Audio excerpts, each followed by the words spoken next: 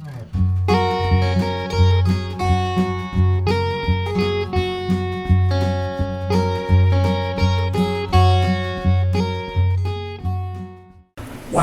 I expected like 6 or 8 people to come to this thing, so thank you all for coming out on a really windy day. I'm going to start with something that is usually done at the end of the presentation, but I'm going to do it now so I don't forget. I worked with Charlotte Hall extensively last year on the Prescott Mural Documentation Project, and it was a wonderful experience.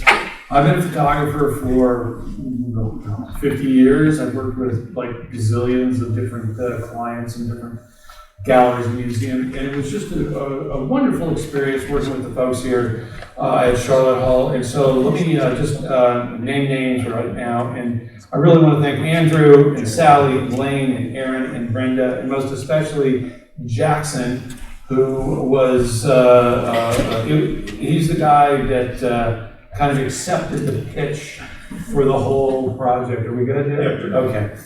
And so, I just want to thank all of y'all. Oh God, I use the word y'all. So now you know I'm from Texas.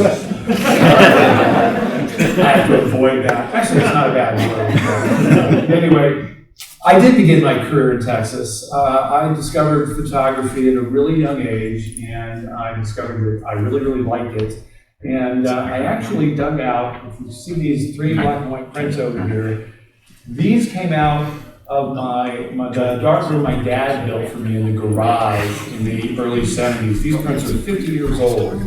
And I just bring them as a point of introduction because even as a 17, 18-year-old, I found murals to be a compelling enough subject to photograph and print and use them as my portfolio to get me into photography school. And now, 50 years later, I've kind of come full circle and I'm back photographing murals again. So I wanted to bring those up and just show you those. Those were all shot in Austin, Texas, right around 1974-ish. On this easel is a collage of petroglyphs that you can see right here in Prescott, in the Prescott Lake subdivision. I wrote a piece for the Courier for the Days Past section last Sunday. I mentioned that, and you can see a few more of those pictures right here. I've been, let's see, we moved to Prescott in 1994, so we've been here for 30 years, and so I'm beginning to feel like a resident. In 94, the world of photography was in the throes of the digital transition from film to digital, and Photoshop was rapidly replacing the darkroom. And I worked as a commercial photographer doing advertising and editorial work for magazine. Basically anybody who called up, I said yes, because that's how commercial photography works. But when digital came along, it eliminated all of the limitations of the darkroom. And it allowed me to be what I always wanted to be, which was a surrealist. And so I worked in a very surreal style for literally decades. And it was about 8 years ago, I was really starting to get tired of the tedious work and the time it took to create these multi-image composites. And I really wanted to get back to my photographic roots and do something where you just took a picture of it and you were done. I didn't quite accomplish that, but I remembered being out in the landscape when I was, a lot of my surreal work involved the landscape, and I would be out photographing and I would notice these pictographs and petroglyphs, and I would think, hey, somebody's been here before, and this is old. I'm occupying the same exact space that some of our artists occupied it 1,000 years ago. And so with that in mind, I started thinking about documentary photography. I've done some other documentary projects. And I thought, I want to photograph these pictographs and petroglyphs. And so that was the impetus for part 1 of today's talk. Part 2 will be the Mural Documentation Project. And I'm going to warn you right now, this is not going to be a PhD level academic lecture. There's actually some silly stuff in here too. And so with that, if you guys will go ahead and bring down the house lights, we'll get started here with messages from the past. And let me start with just a few basic terms. Are you waving at me? No, Oh, I'm okay. sorry, I'm holding my hand. Okay, I thought it was like, Sorry, oh, I can't sorry. hear you. Okay. Few basic definitions so you'll know the terminology that I'm going to be using. A petroglyph is an image that is chipped into the rock by using either direct percussion, hitting the boulder with another rock, or indirect percussion, it's like a hammer and chisel. A pictograph is a very similar image, except it is painted onto the rock. And now you have to remember, 10,000 years ago, you couldn't just pop down to the hardware store if you wanted to paint. You had to make the stuff. And so a lot of our early chemical engineering that went into the invention of paint came from these ancient Indian artists and other artists on the other side of the world at the same time. A geoglyph is like a petroglyph, except it's a large-scale image that's made on the ground that's visible from the sky. The most famous ones of those are probably the Nazca lines you may have heard of. There's actually some geoglyphs down near Blythe, California, on the Arizona state line. An anthropomorph is the term that we use for a human-like figure. A zoomorph is an animal-like figure. And desert varnish is the preferred medium that the ancient artists like to use. No doubt you've probably been out in the desert and you've seen this like almost blue-black patina on the rocks and boulders in the desert. That's desert varnish, and what that actually is dead microcellular little critters that have died, and their remains have adhered to the rock to a depth of about a micron. And the ancient artists discovered that if they chipped that away, they could expose the light rock underneath and create an image. So these are a few of the words that I'll be using to describe the photos. Now, there will not be a quiz on this, but this goes back 10,000 years. With each new discovery, this timetable seems to go further back in time. And there's actually been a discovery in Nevada that is estimated at 100,000 years old. Modern man has been walking the earth for 200,000 years. And so art making was a very early activity of primitive Homo sapiens. This is not a comprehensive list. These are just some of the major cultures and some of the time periods that they created their art. The very last one on the bottom, Navajo, the earliest, most recent date is 1870. I actually found a petroglyph up in the Four Corners area that was a horse. And the saddle and bridle on this horse was so detailed, it made me wonder, how old is this? I did some investigation. It was actually traced to 1950. So the tradition continues to this day.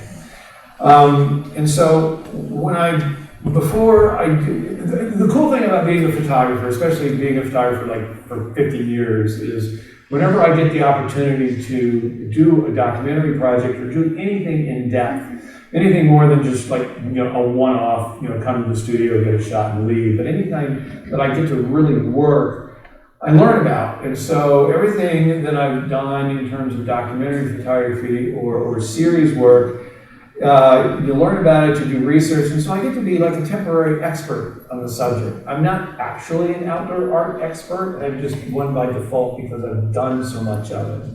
So that's the really cool thing about working in photography for a long time. Of course, as a visual artist, one of the things we worry about is my work original? And photographing pictographs, petroglyphs, ancient artifacts and stuff is not really an original thing. And so before I went out in the field, I was doing research, and I discovered through my research that a lot of these sites over the years have been vandalized. And mostly it's been in the last 200 years. Generally it's done by white people. It goes back to the days when the Indians were called savages and all that. There was just no respect for what they did. And that goes back to the 1800s.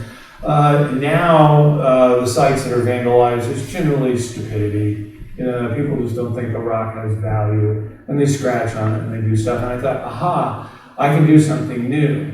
I can document the site as it exists today, but since I have Photoshop, I can retouch the vandalized sites and tried to take them back to the way the original artist left it. So I want to start off with some of the vandalism that's out there. So I discovered scratching, graffiti, bullet holes. Some of the sites have been shot with paintballs. They've been hit with spray paint. Chalking is a thing I'll show you in a second. And I've actually found areas where the rock was literally cut away and the petroglyph was just outright stolen. We have antiquities laws for this, but most people don't really think about it. They don't think about, it's just a rock, it's just out here. A lot of times there are trail cameras that monitor these sites, and some people have actually been caught. We need to do a better job educating the general public that these are all sacred sites. And when you go to these sites, you have to kind of behave like you're a guest in someone's home and be respectful. You'll see kiosks and signs, telling you not to touch it, with skin oils and things on the rock that can deteriorate it. But there's a lot of this going on out there, and so the first thing I want to do is find some of these vandalized sites. And so, first site I found was shot with bullet holes. And I'm looking at this and I'm thinking, yeah, I can fix that. Other sites, and this next slide, it was just heartbreaking when I found this site because there's so much going on this panel. This is one of 4 panels at the Seco site, which is near Moab. And when I first discovered the site, I thought, oh, this is going to be wonderfully educational because even I, an untrained archaeologist, saw 3 different time periods of art here. I'll point them out. You see this very light-colored petroglyph here, a kind of a medium one here, and a dark one here. The darkness of these tells us that these are older because over time, new desert varnishes come in and fill that in. This one is more recent. We can tell because of the lightness of it. Very little new desert varnishes come in to fill in the image. This one was made sometime between that one and this one. But you just look at all this horrible, horrible vandalization. I almost didn't take this picture. I was just so depressed looking at it. And I thought, well, maybe I'll go talk someday and I can talk about all the different time periods. And I didn't even make an attempt to fix this. It was just horrible. This is an example of chalking, and this is kind of falls into the category of innocent vandalism. This was done by archaeologists in the early days of photography when they were working in black and white, when film was a lot less red sensitive, and they wanted to build up contrast between the artwork and the rock, and so they would go in and they would outline the image with white chalk. And their intent was, after they got their photos, was to wipe off the chalk. And they discovered it adhered to the rock and it wouldn't come off, and so they quit doing that. Finally, here's an image of, this is like one of the most egregious, horrible forms of vandalization there is. This is a site up near Laughlin. It's actually fairly easy to get to, but I can imagine that the piece that they stole took some work to cut it out, and it probably weighed about a ton. And I did a little bit of investigation in the art black market. There's not a huge market for actual petroglyphs. Most collectors are happy with a reproduction. And our 3D printing technology is so good now that you can actually go in and 3D map this, use that data, and do a 3D printed reproduction that looks almost indistinguishable from the original. So there's no need to do this. This is just stupid. This site is in a place called Rasmussen Cave. It's on 9 Mile Canyon, which is an area in the central part of Utah. And this is called the Red Elk. It's a fairly famous pictograph in an area that's dominated by petroglyphs. And so there's not a lot of painted images there. But it was on private property, and the rancher got tired of people coming on his property. And so instead of putting a sign up or blocking the road or putting a fence around it, he decided he was going to stencil over it and even show us his ignorance and his inability to spell the word trespassing. But I saw this in a book and I thought, aha, I want to find this, I want to photograph it, I want to bring this back to my studio, and I'm going to use this as my proof of concept for retouching the image, just to see if I possess the retouching chops to fix it. And there's three things I want to do. Obviously, I want to get rid of this. I wanted to bring up a little bit of the color in the elk that had faded away. If you look up here, there's some more modern scratching up here. You can tell me whether I got it or I failed. There's the retouch. Thank you. Master retoucher. I really, when I was working on this, and this was about a 4 or 5 hour job in Photoshop, but I kind of put myself in the mindset of being an art restorer, and my client was the original artist. And so I had this imaginary Indian person in my head who was my client, who that's the guy I want to please. And I hope if you are wherever you are, I hope you approve of my work. Because it's just tragic to see this. This is another site. I'm not going to go into the cultures and the time period because I've got them all. You can repeat that. This is a site, it's called Buckhorn Wash. It's in the San Rafael Swell area of Utah. This is a very small section of a 130-foot long pictograph panel. Now, if you'll notice, there's two areas of vandalization. There's one here, and there's this. And aren't they nice? They leave a date. They tell us when they came and screwed it up. And so I photographed this, and I had a pretty good idea that I could fix this, but I got to talking with a BLM guy, and I was like, well, why are these white, and why is this dark? And he explained to me that this has actually been repaired by people at the Bureau of Land Management. And they have a policy where if they find vandalization that is more than 50 years old, they leave it. It's now considered part of the historic record. But I don't quite agree with that. But the newer areas that are vandalized, they do attempt to repair, and you can see, it's hard to fix a rock after it's been messed up. Again, with Adobe Photoshop and a day or so, I did that. So I'm trying to take this back to the way the original artist left it. My original intent was, I was just annoyed that someone had got to the site and mucked up my shot before I took it. And so I wanted to fix it. As it turned out, later on, I did an exhibition together with my college a couple of years ago, this work, and a group of Hopi elders came to the opening, and so I got these 80-year-old guys coming up and thanking me for fixing their art, and literally that's one of the most gratifying things that I've ever heard in my career as a photographer. It's like, wow, I made the old guys in the tribe happy. You've done something good, kid. So now I want to move on to just a different style of photography and move away from the depressing things that have been destroyed and show you some unretouched full panels. And these are the panels that really, really tell the story. Now, we don't always know what the story is, but this is a site, I don't know how many hundreds of petroglyphs have been packed into this. This is newspaper rock. There's a lot of different newspaper rocks around the country as a common name. The Indian name for newspaper is tutavini. This is in the southern part of Canyonlands National Park, and it's the part that intersects with Bears Ears National Monument. You've probably heard Bears Ears. It was on the news a number of years ago. Bears Ears has always been an area of controversy because there's oil, there's gas, there's all kinds of stuff in the area, and it's on land, I believe it's the Ute tribe, and they're the people that are never consulted on these things, and so Bears Ears has always been a source of controversy. But anyway, this is a site that's very easy to get to. I've been there before, and I thought I'm going to start my project here. Because it's just easy, I'm familiar with it.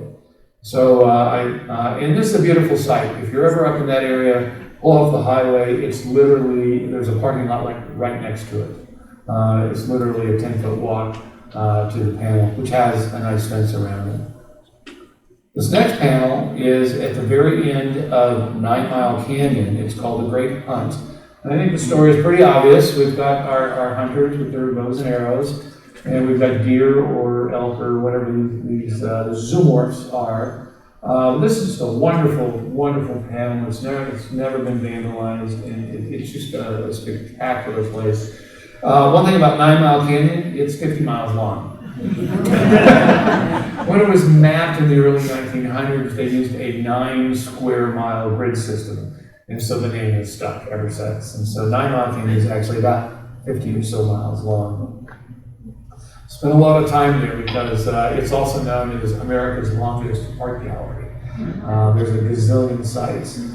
This is also from 9 Mile Canyon. Some petroglyphs are very specific to a site. Others, we see the motif repeated in different sites around the country and some even around the world. This is fairly unique because nothing quite like this has been documented at any other site. And archaeologists believe that these might represent meteor showers or comets. Of course, we've got a little spaceman dude down here. And of course, there's some modern scratching up there that I did not retouch. But this is a very interesting site because it has an astronomical meaning. We don't quite know what it is, but we're pretty sure that it's something to do with observing the stars at night. You'll notice that the color fades from this blue to the dark brown desert varnish. This is also desert varnish. Desert varnish is almost black and it's reflective. And so it's actually reflecting the blue of the sky behind the image of the picture. It's not actually blue. If you have any questions, I'll try to answer them along the way without, oh, there go my hands. Yes? Why is this style Fremont when Fremont was a later? I don't know. I didn't do the research. All of my cultures and times comes from other research. And so the research I did credited this to the Fremont, although it's a pretty wide time frame between 950 CE and 1200 Common Era. But I don't know. I'm not a cultural anthropologist, and so I just use the data that's available. Your hand went up. Well, back to the one where you showed 3 different time frames. There was 2 squares, almost squares, maybe rectangulars, with such perfect lines. Oh yes. Are those possibly be that old, or is that modern graffiti? It's hard to tell sometimes. A lot of the modern graffiti is more crude than the original art, but everything we know about time periods is an estimate. And so I don't really have a definitive answer to your question. I did do a little research into how carbon dating was done, because I assumed that they would use that to date these sites. And then I learned that you can't carbon date a rock because you have to have carbon, and carbon comes from living things. So we can carbon date animal remains, we can carbon date plants. But all the time periods that archaeologists use to define these things are an estimate. At first, they used a technique called dendrochronology, where they would count the circles of trees. If there were other artifacts found in the area that could be traced to a particular culture or time period, that data went into their estimation. There's a few sites that had obvious campfires at one time. And so that left charcoal. And so that can be carbon. Of course, the big question is, how old is the campsite? And so all this is a pretty wide estimation. So I can't give you a definitive answer. Speaking of carbon dating, you answered the question I had. Has anybody tried to carbon date the petroglyphs here in Prescott? I don't know. I know some of them have been 3D mapped for preservation. But some of the petroglyphs, especially like these in the Prescott Lake subdivision, have been moved. That's kind of a bad thing, but it's also a good thing. Generally, when developers move into an area, if they find something like this, they just bulldoze over it. Because if they stop and they tell the archaeologists at the university, it shuts down their production until they come in and do a dig. These were found in might have been here at Charlotte Hall, but one of them, some university, probably maybe ASU, was alerted to this, and so they were allowed to preserve them. And to preserve them, they had to move them. And that's great, except some of the indigenous folk don't like that because some of these are astronomically aligned. And once you move it, you destroy that. But I don't know if they've, I think that the dating, any dating they've done is probably just inferred from the style of the petroglyphs. So the ones here in Prescott, is there any archaeologists that have been indicated yet how old they are? That's a big question, aren't they? I don't know, and the Yavapai tribe is probably the first place to go to get that answered. It might be part of their oral history, but I don't know. I don't really know. If I had a time machine, you have a question? Yeah, I was curious about the choice of canvas. Are they always the same rock? Is there a specific kind of rock that seems to hold on to? They really like the desert varnish because it's the easiest to work with. I photographed a site near Albuquerque where the petroglyphs are pecked into volcanic rock. And that's the only other type of rock that I've seen. And the ones on the volcanic rock are not near as impressive as the ones that are chipped away from the desert varnish. I want to talk about this site for a second because this is an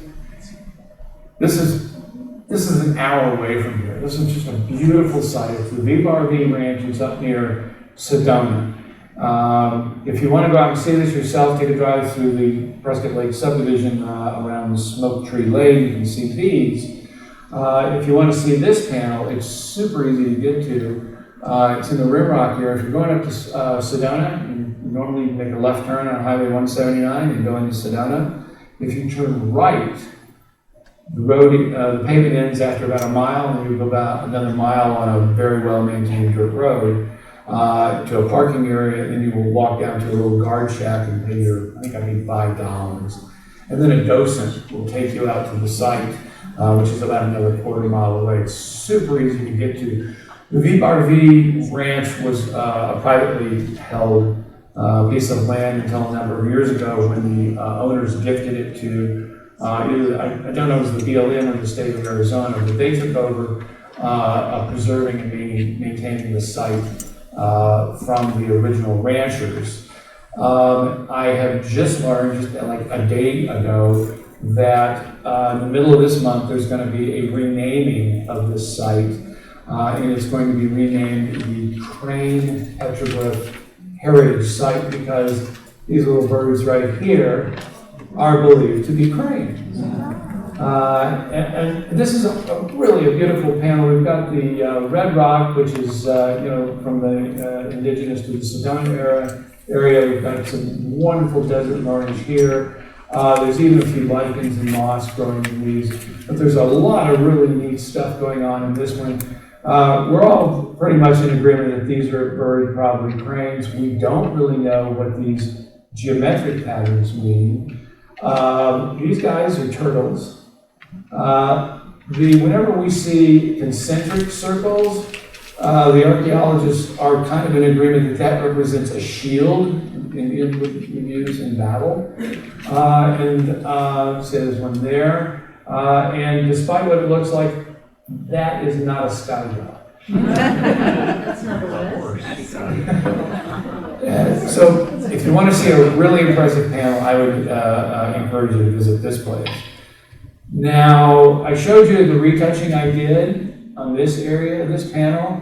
This guy's 130 feet long. Yeah, it's an amazing site.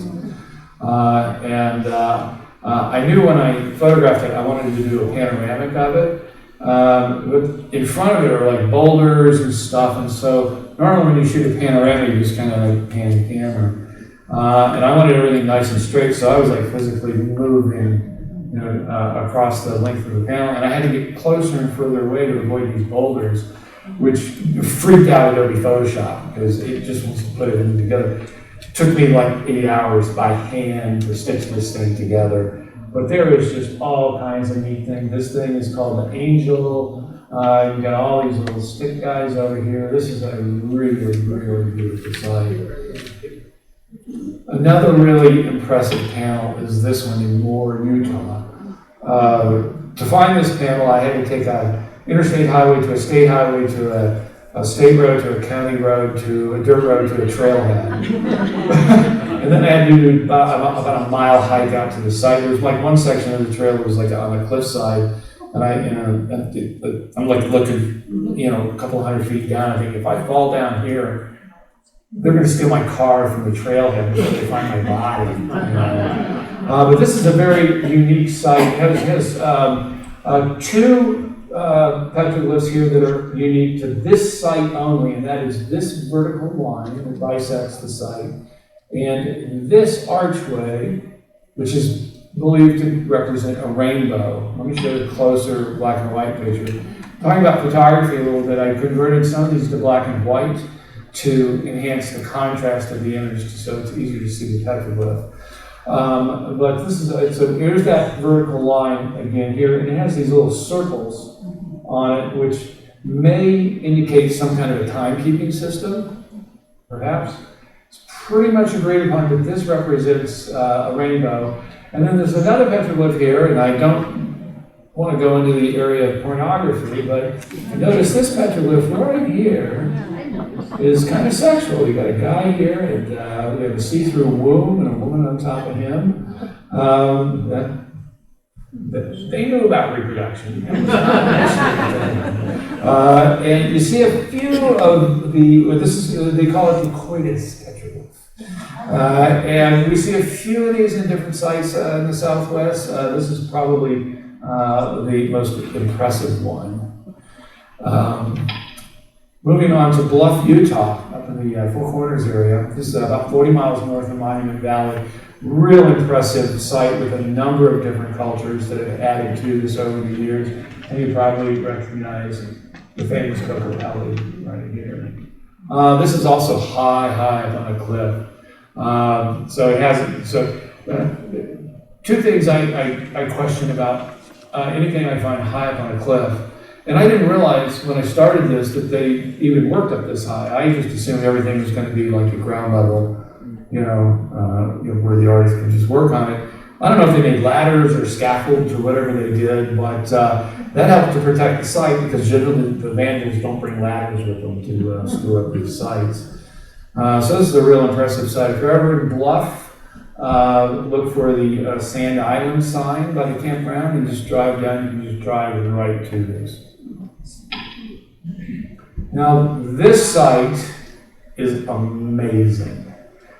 The time periods go all the way back to 6,000 BCE up to an estimated 100 BCE. It's attributed to the Barrier Canyon style. There are some other cultures mixed in here. I have been to this site, I don't know, 3 or 4 times. I find it to be a very powerfully spiritual place. And all these sites are considered by the indigenous people to be sacred sites. And I do not believe that they were selected at random.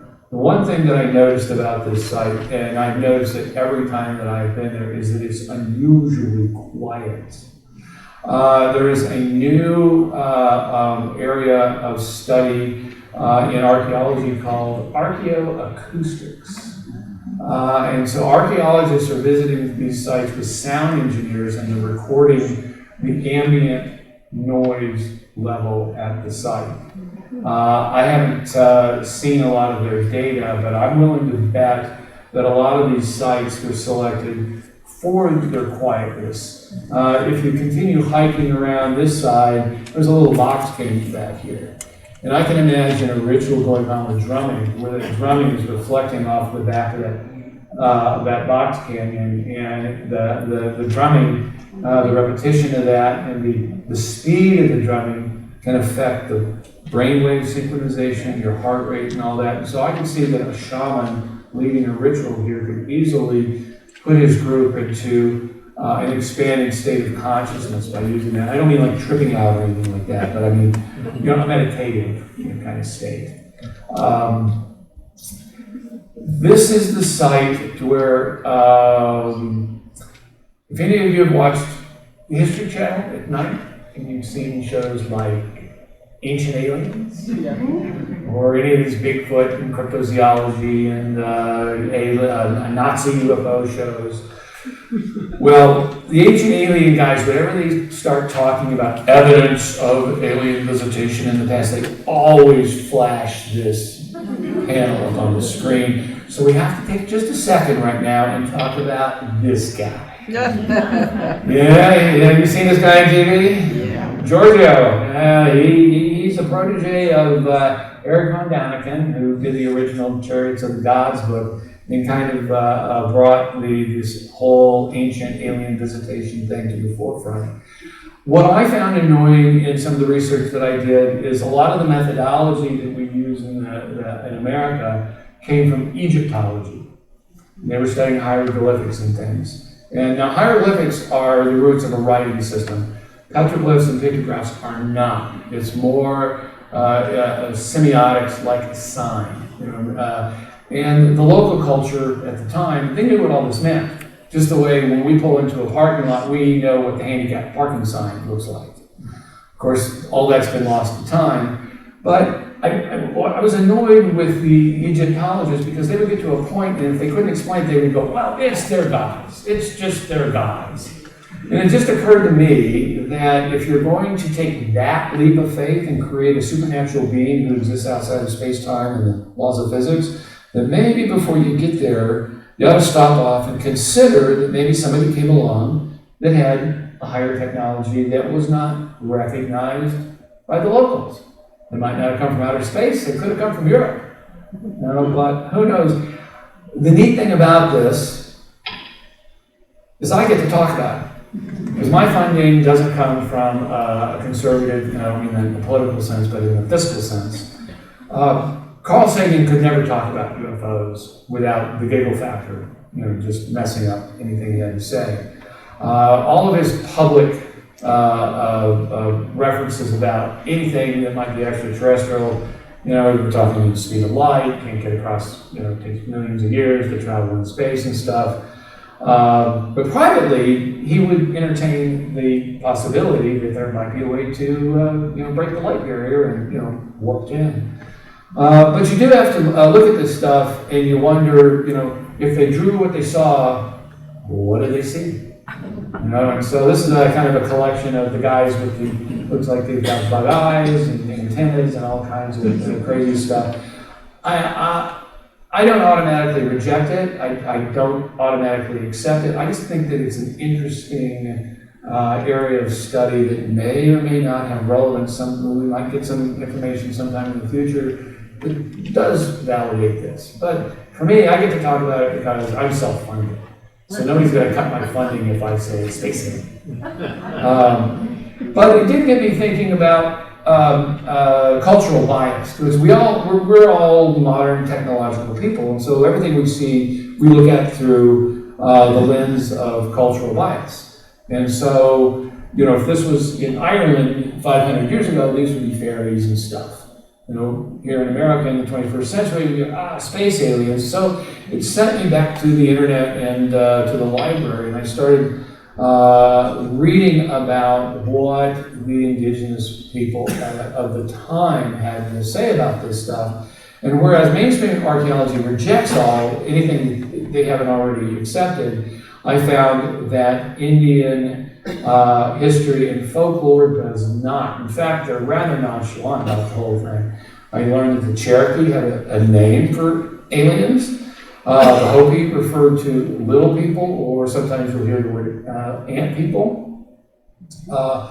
Some of the Hopi elders have claimed that crop circles are actually the same sort of symbology as we see in petroglyphs, and even the Mayans, going way back, they saw crop circles that they perceived as some sort of an expression of a vibration. Crop circles we generally associate with British farming, but they're found all over the world. Actually, I did a TV show about 10 years ago on the Discovery Channel where we actually went out and made crop circles. And you can fake it, you can hoax these things fairly easily, but you cannot hoax a very complex one and finish it before dawn the next morning when you're going to get busted by the farmer. So, I don't know, maybe something to that. Moving along, I'll try to pick up the pace a little bit here. Here's some individual petroglyphs. This guy is known as the Balloon Man, sometimes he's known as the Juggler. He's a fairly famous petroglyph in 9 Mile Canyon. Yes, 9 Mile Canyon. This next one is from the Perrowan Gap. It's on the Utah state line on the western side. This petroglyph here is unique to this area. We've never seen anything quite like this anyplace else, and it's speculated this might be a timekeeping system, counting from the winter into the spring planting season, the summer growing season, and then moving into the late summer, fall harvesting season. I don't know, but that seems to be the common interpretation in archaeology today.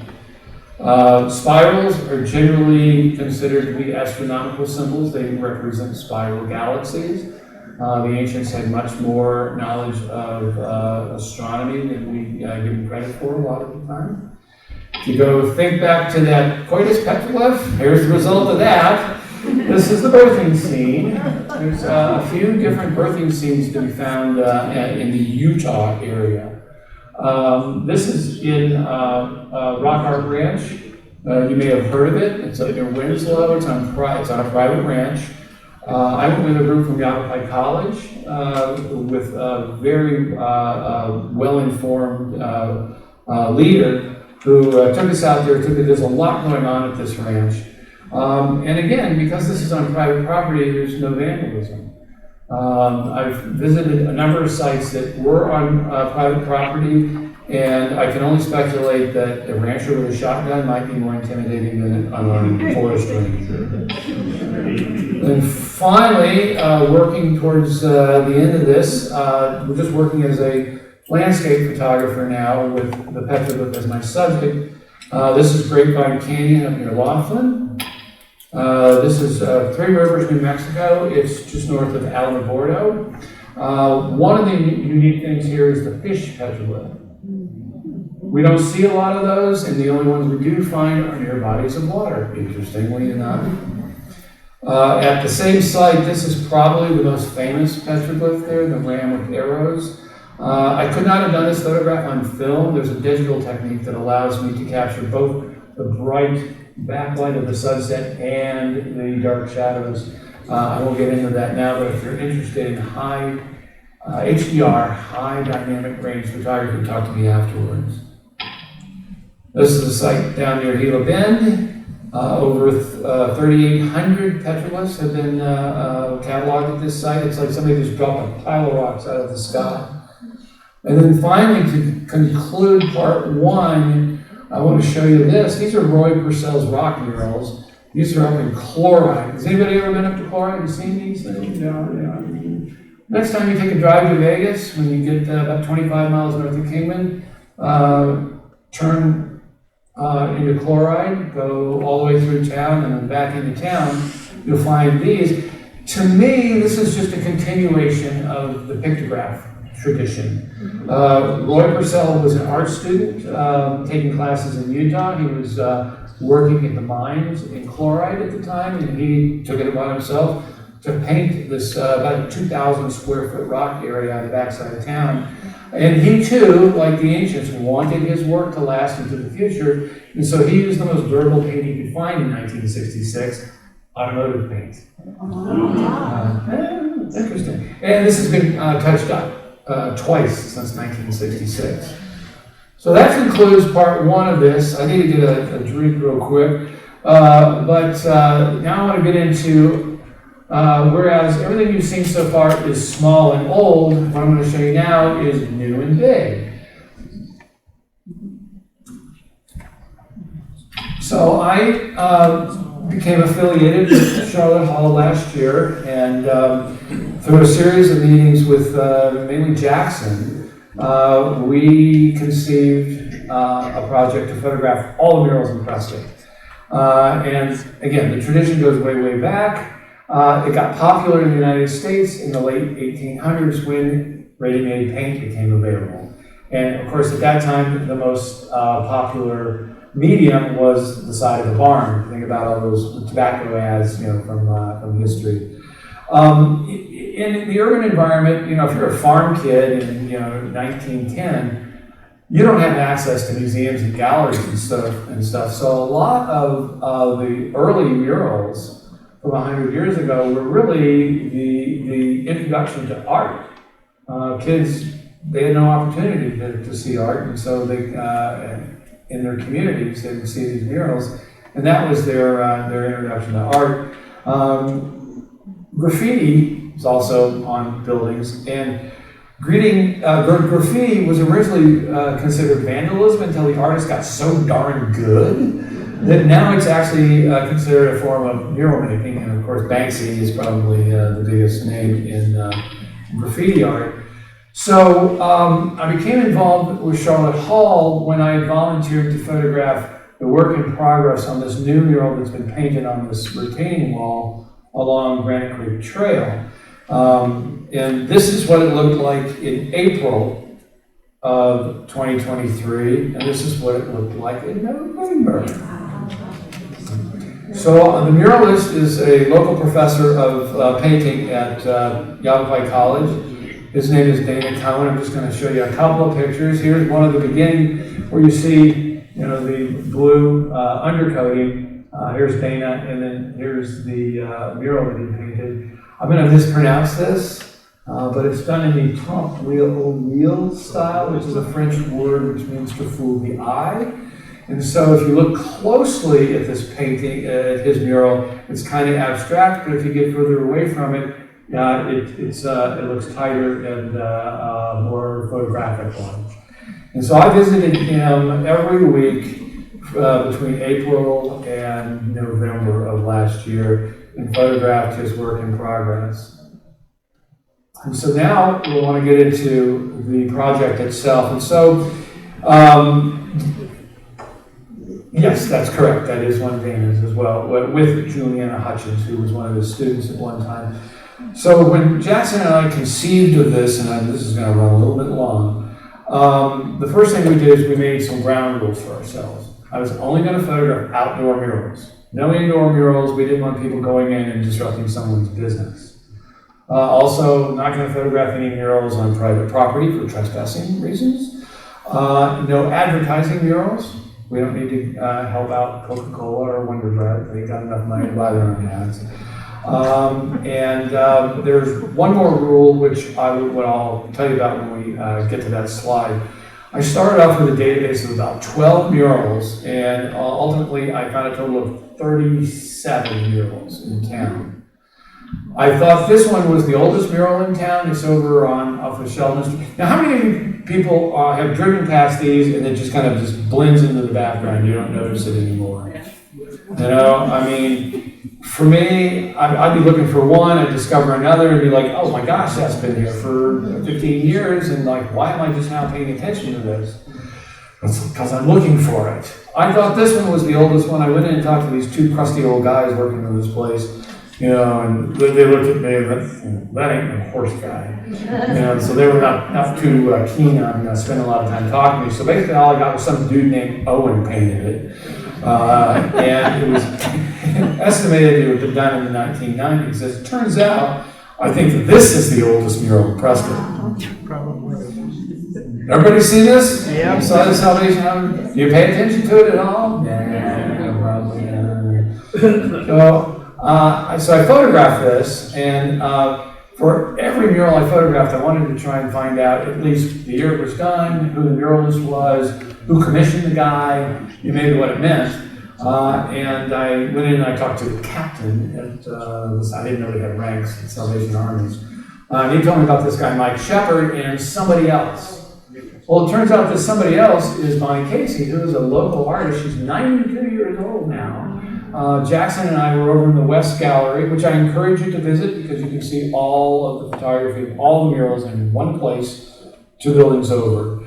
But Bonnie came in with her daughter one day, and she brought with her a stack of newspaper clippings and magazine articles and stuff about when this was made, and donated it to the museum. That's going to be digitized, and it'll become part of the archive, because all the photos I took, and I took hundreds of photos, I didn't take just one picture of each mural, are going to be part of the digital archive that will be housed here at Charlotte Hall for art historians and anyone else who's interested in this in the future. They'll be able to search the database here at Charlotte Hall. And so Bonnie was just so generous and so kind to bring in that old information. I did a TV interview this morning in front of this mural. This is another one that I've driven past a zillion times. It's huge. We kind of just blended in the background. Took a lot of work to figure out who the artist was on this. It's too long of a story to tell here, but ask me afterwards if you're interested in the artist on this. Dale, did you stage that and have somebody walk, or was that just spontaneous? That was spontaneous. Wow, that's incredible. Thank you for the question, because most of the pictures do not have people in them. I usually shoot early in the morning, and I'm documenting the artwork. But in some cases, I'd like to have a person in the pictures. On a few instances, I put somebody there, but it shows the scale of the piece. Exactly. I was photographing the area, and I saw this woman coming, and I just kind of set up the shot, and I waited for her to walk into it, and I got her in the picture. She's not novel the least, and I just talked to her. This guy I talked to. I had gone out to photograph one of Dana's murals on a tattoo shop in Prescott Valley. On my drive home, I saw this. My philosophy is always, when you see it, shoot it. Because if you think you're going to come back, you usually have an excuse not to. So I saw this, and this guy, his name is Jeff. I don't know his last name. He worked at the CBD store next door. I think he'd been using some of his product. But he came over and chatted me up a little bit, and I got him to stand in this picture. So you can see it's not a huge mural, but the one important piece of information I got from him was that it was painted by the owner of the tattoo shop. So this is about 8 in the morning when I'm having this conversation. Apparently nobody gets tattoos at 8 a.m. Most of these places don't even open until noon. So it took me a while to get back over there in the afternoon to find out about who painted the mural. I walk in and I'm greeted by this big brown Mexican guy, and I'm like, sorry, I'm not here for a tattoo, I'm unadorned. But I would like to know who painted that mural on the side of your building. And I did. So I meet this guy, Rudy, and he tells me the whole story about it. He's also telling me there's a mural that's just doing work down in the Valley of the Phoenix area. And he painted another mural here in Prescott that nobody really knows about. And he told me where I could find it, and I went, show of hands on this next slide. Who has ever seen this mural before? Good for you. Did you go to the salon? Yeah. That's the reason you parked around the back, and that's why you saw it? Yeah, Barry's Pies over there. Yeah. You have to know where you're going and pull down the alley and make a turn into their parking lot in the back to see this. This is a great mural. This guy Rudy is a great painter. And this pinup girl he did back there is just amazing. This is the Heroes mural. It was painted by Juliana Hutchins, honoring the 19 hotshots that were lost in the Yarnell Hill fire. This is a stage shot I borrowed a friend of mine's kids. This is Acker Park. The restroom there on all 4 sides is completely covered by murals that were done by this group, the Mural Mice. They're responsible for a few other murals in town. They've moved on. I think they're working out of Oregon nowadays. But there's a hand and there's all kinds of like musical references and stuff. And so I got these two little boys that sit in front of it, so you can see how big it is. They also worked on this one. This is the giant mural over by the parking garage. Incredibly detailed. Just a beautiful mural. I'm a motorcyclist, and so one of our favorite roads to ride is White Spar Road. You probably hate guys like me. I'm an old guy on a sport bike. But we'll ride out to Yarnell or Congress or Baghdad and have breakfast and then come back. And I noticed by the gas station, by the curve where Montezuma turns into White Spar, is this steel fabrication company. And so I saw it on my bike. I went home, parked the bike, got the camera, went back out, took a photo. A month or so later, went for a ride with my buddies, and we come back into town, and I look over, and there's a different mural there. You go home, park the bike, get the camera, go out, take another picture. Finally, I just called out. They fortunately even had his phone number on his sign. So I called this guy who owns the company and the building, this guy Steven. He repaints this side of the building 4 or 5 times a year, and he invites graffiti artists to come over and add to it. So if you should notice this, and you go by that area a second time, pay attention, it'll probably be a different mural. This mural is gone. I had I did at Murphy's one afternoon. I walked down to Murphy's, I looked down the street, and I'm like, damn, I've been to Murphy's a zillion times. Why have I not seen this thing? I went back, I photographed it. You can tell I did it early in the morning by the length of the shadow here. I don't know anything about it. Next time I went to lunch at Murphy's, I walked out, it had been painted over, and the company, whatever it was, had moved out. The building was vacant, the wall had been repainted. And so that's why it's important to document this stuff, because it does change over time. This is the Beyond Words mural. This was, it's huge. If you've been to the library, it wraps around the parking lot all the way around to the back of the building.